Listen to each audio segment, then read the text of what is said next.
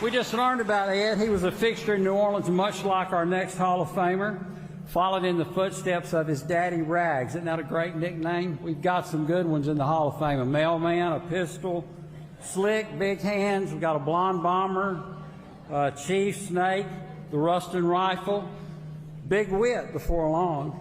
And his son, Rags' son, Joe, joins him tonight.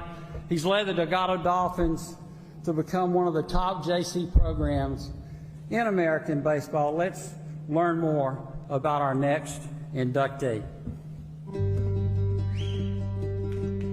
Legacy, character, and tradition. 3 words that describe New Orleans' own Joe Scheuermann. He is definitely a man of integrity. When it comes to the athletic program at Delgado Community College, it's top-notch, high caliber because of who he is. But there's another word that may be the most important: family. That's part of the Scheuermann's creed, you know, the baseball program, and Kurt Scheuermann will always, you know, another member of the family.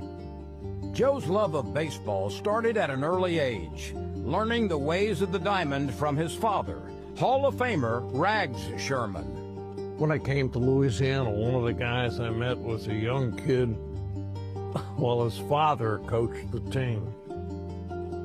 Then ultimately, a few years later, he was the coach. And I met this young man, and I said, there's something special about this guy.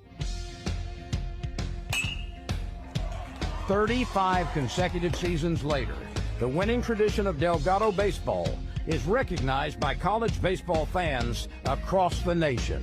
It's his work, it's his grit, it's his grind. He has elevated Delgado Community College to the next level. 14 consecutive NJCAA regional titles, 17 super regional berths, 5 trips to the JUCO World Series, and in 2025, eclipsing more than 1,200 career victories, with his 1,200th win coming on the birthday of his father, Rags. The magic word is tradition, and you know, the expectation is that it's a pass-it-on mentality. And while the wins are nice, it's Joe's leadership that has helped countless young men and women grow and succeed in life. He's my go-to when it's a good day, and he's my go-to when it's a bad day, because 9 times out of 10, he knows someone that can help me move the initiatives and priorities of the college forward. So that's leadership, without a doubt. He's built not just players, but the facility at the junior college as well.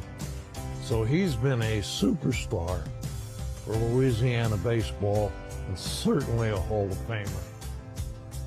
The family tradition continues, joining his dad, Rags, as only the 4th father-son combination in our hall. Joe has done a great job, and he looks tremendously like his daddy. My grandmother had a saying that you don't raise your family for yourself, you raise your family for others. I think that's been the mantra for many, many years, unspoken, that servant leadership that's been a steady presence, not just for my dad's career, but, you know, generational. Ladies and gentlemen, Louisiana Sports Hall of Famer, Joe Scheuermann.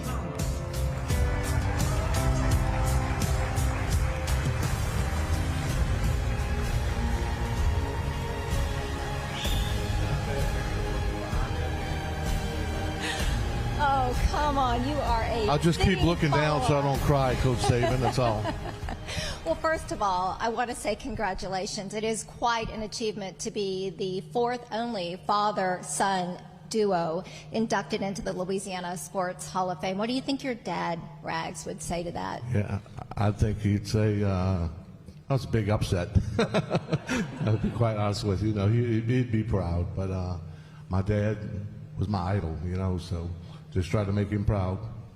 When we first spoke and I asked you what this meant to you, and I said, did you feel any responsibility to follow in the footsteps of your father? And you jokingly said, look, I just didn't want to embarrass him growing up. That was really my bar. And look at you now. Yeah, I wasn't a very good coach the first 10 years I became a coach because my father was there, and I was always worried about impressing him or not embarrassing him. And hate to say this, but when he passed, I became a better coach because I started to do it my way.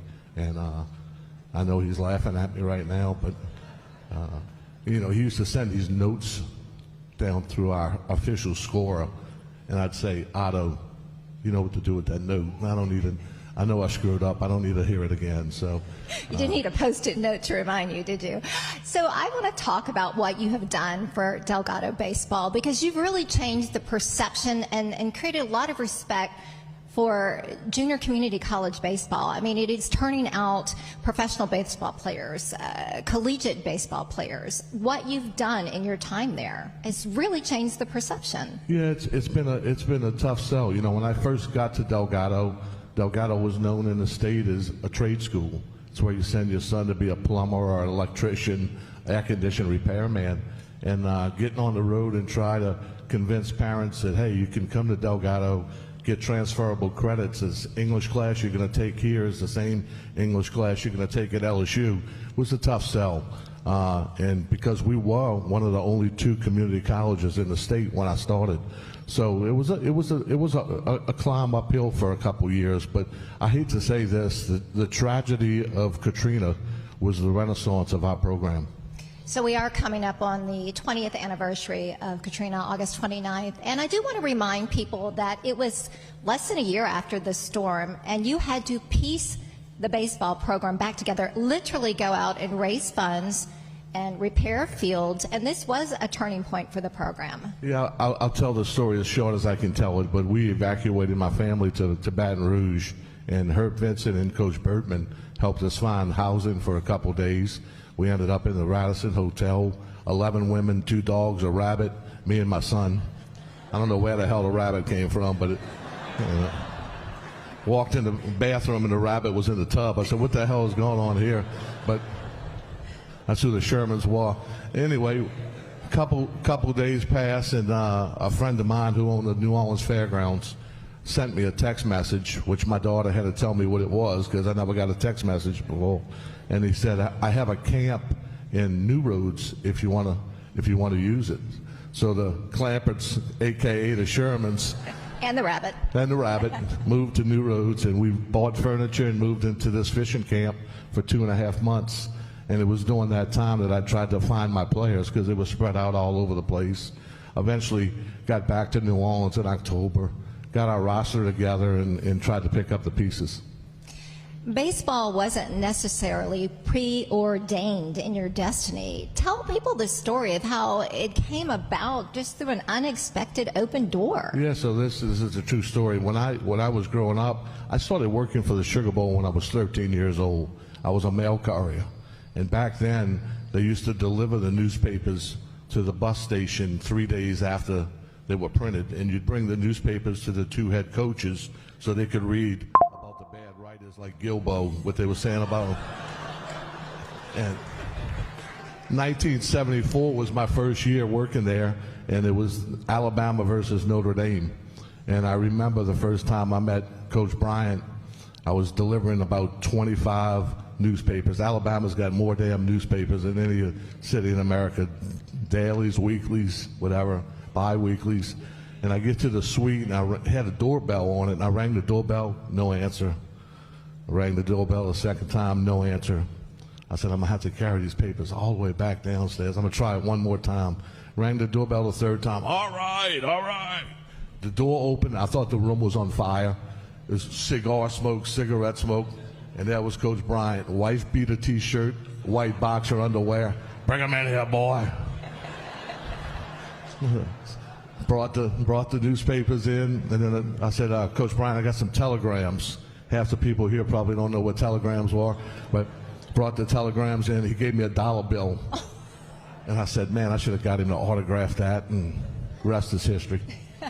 And the legacy continues because your son is also involved in the athletic program. Yes, he is. He's my, what do they call? What do you call yourself now? Administrative assistants, whatever. But he runs my program. I mean, he is my ops director. He does everything. He does my counseling. He does my PR. He does my stats. It's been a family affair. I got my son doing the PA during the game. I got my wife and daughter selling concession stands. I mean, just come to Delgado and spend a week with Scheuermann's. You know, Rags would be proud. The legacy continues. Congratulations being inducted into the 2025 Louisiana Sports Hall of Fame. Well deserved.